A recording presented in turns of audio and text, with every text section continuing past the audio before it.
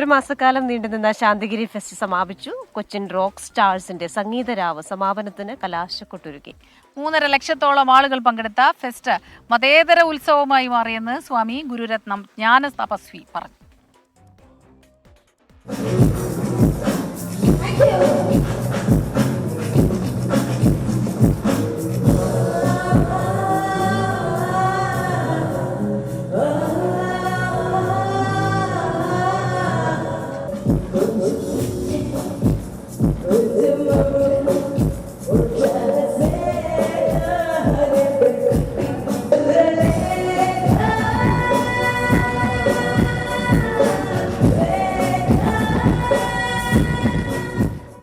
രണ്ട് ഘട്ടങ്ങളിലായി നടന്ന ശാന്തിഗിരി ഫെസ്റ്റിന്റെ 3-ാം പതിപ്പ് സാംസ്കാരിക സാഹിത്യ പരിപാടികൾ കൊണ്ടും ദിനാചരണങ്ങൾ കൊണ്ടും വ്യത്യസ്തമായിരുന്നു.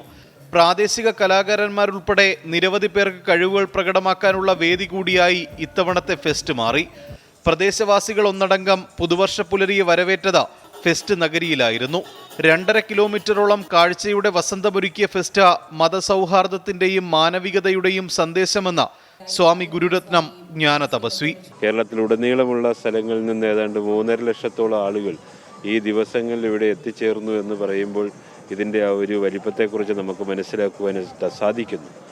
കലാ സാംസ്കാരിക സാമൂഹിക വിഷയങ്ങളും അതുപോലെയുള്ള കാഴ്ചകളും ഒക്കെയാണ്, പ്രത്യേകിച്ച് ഫ്ലവർ ഷോ, 2-ാം ഘട്ടത്തിൽ ഫ്ലവർ ഷോയൊക്കെയാണ് ഇതിനെ കൂടുതൽ മിഴിവേകിയത്.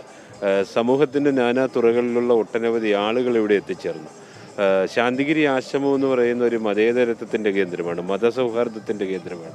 സമാപനത്തോടനുബന്ധിച്ച പ്രശസ്ത കാർവിംഗ് വിദഗ്ധൻ ഷജീഷ് പയ്യോളിയുടെ നേതൃത്വത്തിൽ ഐസ് കാർവിംഗ് പ്രദർശനവും നടന്നു. 24 തിരുവനന്തപുരം.